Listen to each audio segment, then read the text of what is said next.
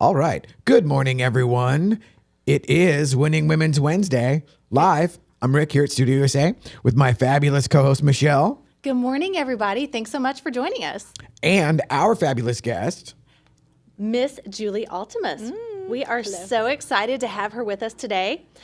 I know her from the DFW Real Producers publications, but she is also an incredible on-camera specialist.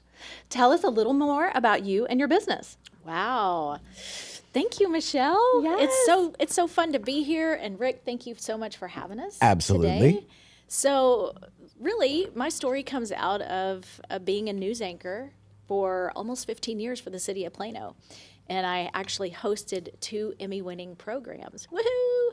And so On I learned TV? on TV. That's so cool. So I was their anchor and reporter for a long time. Obviously got a lot of experience, but it didn't start off that way because I was sort of like thrown into the fire.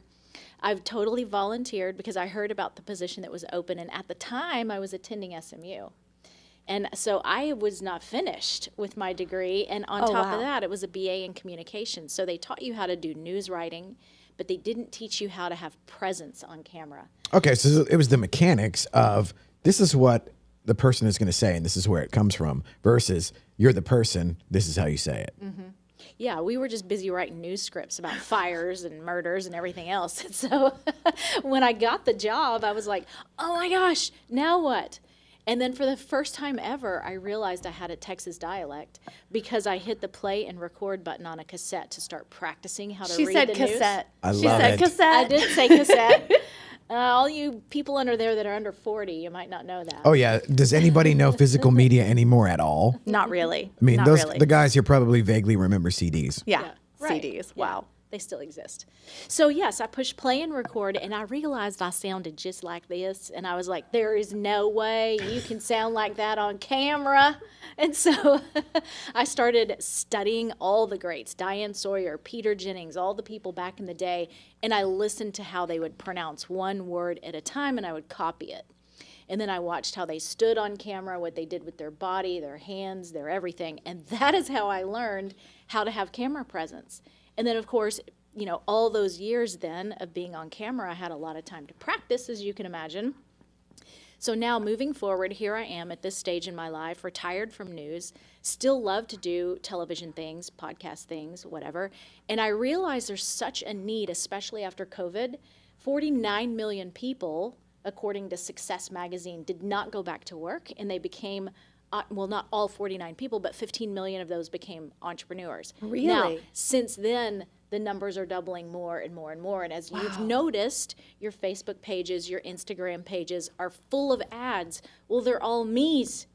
Yeah. And they're all full of yous. And they're all full of entrepreneurs that want to do their own thing. And I found one common thread, and that is after interviewing almost 500 realtors now in the last almost 2 years, not even quite 2 years, is that so many people are scared to death of the little green light, and in some cases the little red light. They're scared of the camera. Yeah. And they don't know what to do with themselves. They don't know how to stand. They don't know what to do with their body, their hands, or they don't like the way that they sound, the way that they look, the way that they feel on camera. So this is where I step in and I help people get beyond those fears and become confident on camera if they want to be a face either for their business, their ministry, authoring a book, or whatever it is, appearing on podcasts. Well, and I would say it is the overwhelming majority of folks. That, for sure. And it's like, I always encounter, they want to, where it's like somewhere in the recesses of their mind, they realize, oh, I should be out in front talking about my thing, my stuff, my, whatever it is that they do. And then whether it's the internal monologue or whatever is keeping them from it, where it's like you said, I hate how I look and how I sound. It's like, well, that's how you look and sound in real life. Sorry. Exactly. Or we can lean into that. So what is your essentially like building blocks, or how do you start somebody like where they come in? Because I deal with it every day. Mm-hmm. I'm petrified. I want to, but So how do you get somebody to even start along those lines? I first have to talk to them about mindset. Because you said something just now. You said, well, that's always the way that you looked and always the way that you sounded. But somehow when they see themselves on camera, they're like, oh my gosh. It's a whole different look. Right. And I realize sometimes the camera accentuates things that, flaws in our face or whatever. But thousands of people have been seeing you like that ever since, you've existed. So I'm feeling very judged right now. Well, and I will say that I didn't get old until I saw the first clips of what we were doing. I'm like, oh, dude, who's the old guy? Like, when did that happen? Yeah. Yeah, it doesn't lie. The camera No. does not lie. Not video, not, Video especially. Yes. We can filter up some photos, and we can do some like bite-sized chunks on, Instagram or the social media stuff that kind of pads the stats, if you will, Sure. as far as the looks go. But to really do it, and like my underlying philosophy of everything, and I think this probably ties into your like mindset deal, is I want what's on the label to match what's in the can. Meaning that whenever they meet you after seeing your content, they feel like they know you, or at least you're halfway there. Which like that is, I could not overstate and overemphasize like how important that is. And it's like, that's a thing you don't know until you know. Because a long time ago, one of the first folks that I worked with, she actually sat in the model home of the Brownstones of Las Colinas every Saturday and Sunday. And my whole job was to drive traffic there. But it's like, I literally shot her in situ, where it's like literally, okay, here she is in the model. And that was where all the content started from. And then when people came in, it was exactly what they saw. right. I think it's so important. People are scared of the camera, don't want to be on the camera. Maybe they want to do their videos with voiceover or whatever. But if you think about it, the people that you follow and that you listen to on podcasts and the people that you see show up on social media and you're watching them talk, you're watching their Instagram reels, their Facebook reels and videos, those are the people that you feel connected to the most.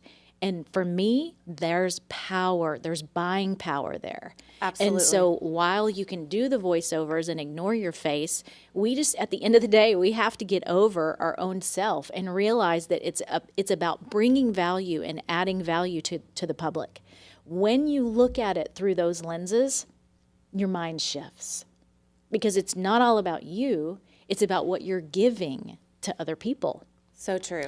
And to me, I'm just like a perfect textbook case, if you will, because over this last 2 years, when I really started to develop my own entrepreneurial business and really dove head first, all of the people that I've bought from, that I've purchased from, have been people that I see, their faces over and over and over, and podcasts that I listen to over and over and over, because when you're watching podcasts, you start to know a person. They start to tell you, the little things will seep out here and there that you start to learn about a person, and then all of a sudden you can connect with them, and that is the key, learning how to connect with your audience through the lens of a camera. And so that's what I help people learn how to do. That's incredible. Yeah. And that's different. When you're trying to figure out how to connect with your audience through the lens of a camera and know that there's buying potential on the other side of that, if that's your purpose, Yes. then that's a different game. That's a Buy. different mindset. Yes. Yes. We're like, yes. buy me, buy me, buy me. Consume. Or listen to my content. Maybe it's just a ministry. And so the purpose is not buying, it's educating, it's discipling, it's encouraging, it's inspiring. Whatever your mission is on the other side of the camera, it's important, I think, to have your face present. There you have it. Obviously, we're sitting. Here we are. Yeah, I wholeheartedly endorse that as we Yes. sit in front of all the cameras, Yes. and I love it. And I love the fact that you are addressing a pain point that not only, like I said, the overwhelming majority of folks have. It is a pain point that isn't nearly. It's what is the saying? It's a mile wide and a mile high, but it's like a fraction of an inch thick. Yeah. It's one of those things, like if you go through it, it's like, oh, that wasn't nearly what I thought it was going to be. It never is. Right. You It's know? true. And That this is whole so thing, true. this is the most fun I have. And for the longest time, I didn't want to be the guy in front of the camera, because I was always the guy behind the camera. And to be fair and to pull the curtain and tell on myself, I had, when I was the guy behind the camera, there was a lot of imposter syndrome until I had like the skins on the wall or whatever. So now you come in here and it's like, oh, this is a thing in a place, you know? So like, okay, there's a little bit of bona fides here. How do you guys address that as far as like the imposter syndrome where... You said it perfectly. You just have to jump in and do it. And then there's so many testimonies that I have now with people that I've worked with on the set, coached them through the hard thing. And the funny thing is they get so frustrated with themselves because they're like, oh my gosh, I'm so serious on camera. I can't smile. You know, all the things that we have to get over. And with me coaching them on the set and saying, you're not smiling, you don't have energy or whatever it is, and walking them through the process while they're creating the content, there's power in that because I can catch things that they normally wouldn't do on their own or see on their own, I mean. And so powering through that, they come out on the other side, and now I have these amazing testimonies with people that will text me and call me and say, guess what? I'm doing this, I'm doing my own content now, and I'm creating videos several times a week. And guess what? It's only taken me 2 times or 3 times per video. And they're so proud of their accomplishments. So literally, it's what you said, just powering through that start and helping them get over those humps and coaching them through the process of the tiny steps of the little changes that they need to make. And then they come out being content creators, hosting their own podcasts or being on podcast or creating video content to put out on social media or doing email marketing campaigns. So who do you find is the most challenging to work with as far as a confidence issue? My most challenging client was a person that spoke 5 languages. Really? Yes, and so the challenge there was we don't put ing on this word, but we put ing on that word. And so she was so multifaceted. She's such a great value because she can get on video and speak 5 different languages and reach 5 different people groups. I mean, in my opinion, incredible. This person needs to be a billionaire because she can hit so many people groups and connect with so many. But her biggest hump was the language barrier. And so becoming confident in English or confident in the Spanish or confident in the Italian to do video content in each of those languages and learn how to connect and say it properly through the lens of the camera. Interesting. Interesting. That's probably not what you thought I was going to say. No, because I don't have that problem. No, me either. If I can get the one language right on camera, we're doing great. I'm struggling with English. Yes. Although I have encountered that where English wasn't the first language and they were making English content, English speaking content. And the thing, this kind of goes to like the minutia or the nuance that would be there as far as when you are bringing that out, you know, the personality out or whatever of the actual person on camera. It would have never, if I'd have lived to be 1,000, it would have never occurred to me that English as a second language, while grammatically perfect and everything was like fantastic as far as the grammar, the sentence structure and all of that, but the gal didn't understand or she was struggling with where to put the inflections. Yes, and because of that, it's hard for them to focus and have energy. Yeah, and because they're concentrating. Because they're concentrating on their language. Yeah, and they're just writing trying a to get it paper right. in their mind. And it was unintentionally robotic. And then whenever she explained like, well, I don't know how to, it was like, no, the words are fine. And she was trying to convey that like, not that I don't know how to say the words, I don't know where to emphasize the syllables. Yes, yeah. And like there. The syllables. Yes. Where to emphasize the syllables.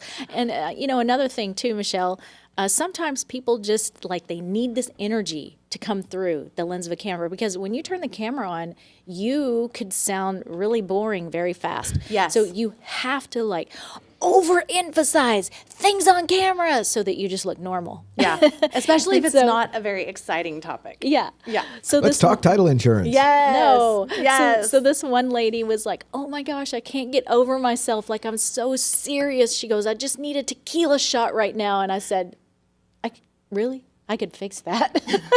So I not that I'm advocating go drink tequila, but if you need an espresso shot, if you need to walk up and down your room and just kind of jog in place, just anything, rah, be your own cheerleader in your living room or wherever before you hit record, you're going to need some energy when you get on camera. So that's another thing I think that is a kind of a common thread with people is getting them to be energetic and almost become like a little actor or a little actress. Yeah.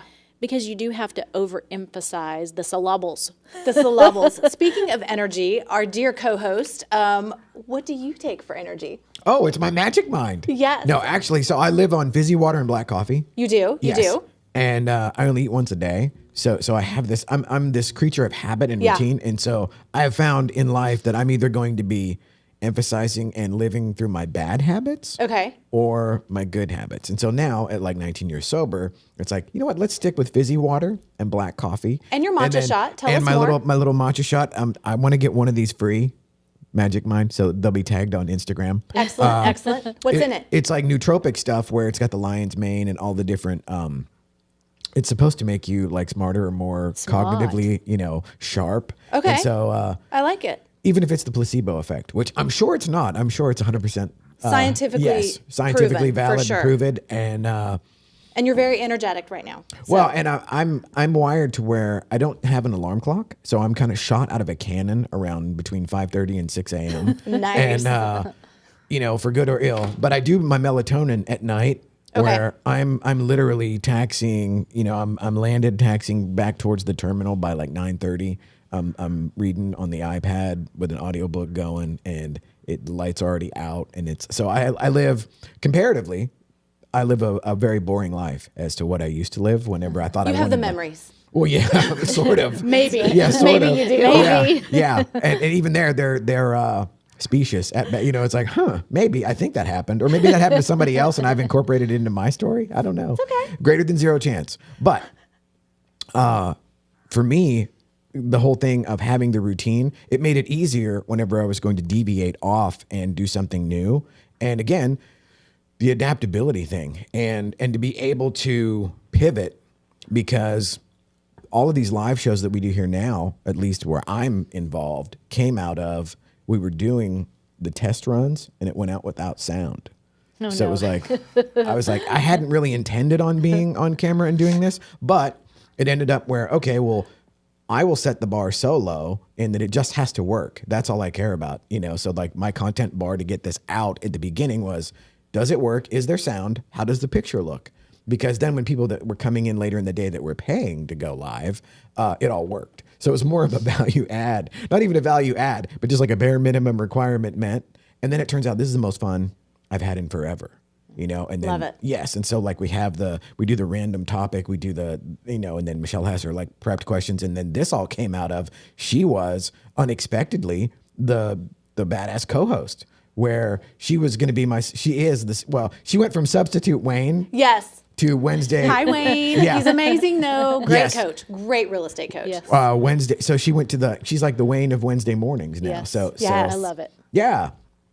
Yes. Yes. So, okay. So you do a lot of things for real producers. Mm-hmm. And then you have your private business. How do you handle work-life balance? Oh, that's hard. Yeah. Work With life- 3 boys and a Yes, husband. Yes. Yes. And 2 puppies. Can't forget the puppies because really That's on you. That's like- on you. That second one, when I saw him on Facebook, I was like, what is she doing?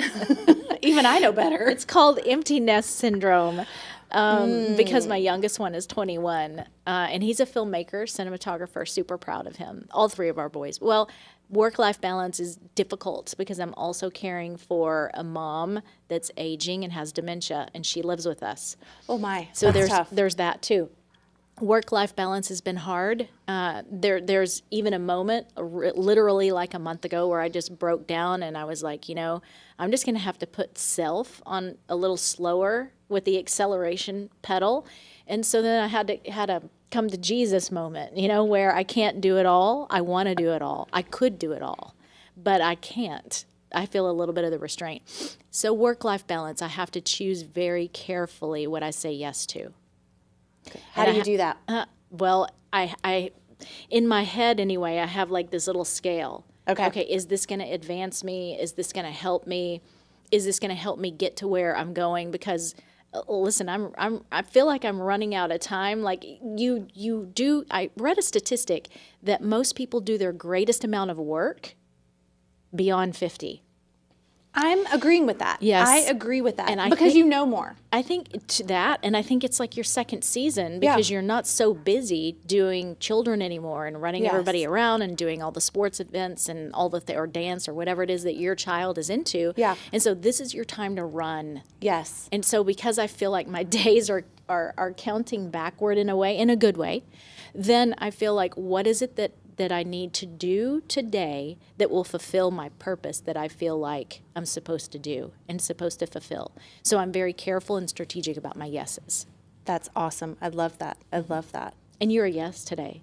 Thank you. And Rick, you're a yes today. All right. That goes in the win column. That's a win. That's definitely a It win. is Winning Wednesday. It is.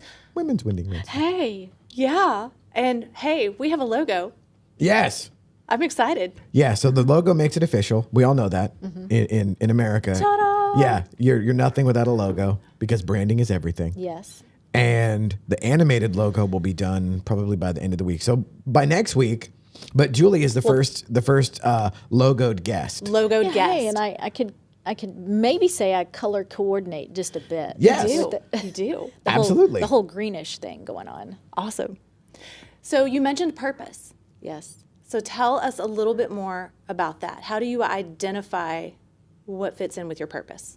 Purpose is such a great question. And I think it looks a little bit different for everybody depending on your beliefs. And in different seasons. True. Yeah. That is so true. Different seasons.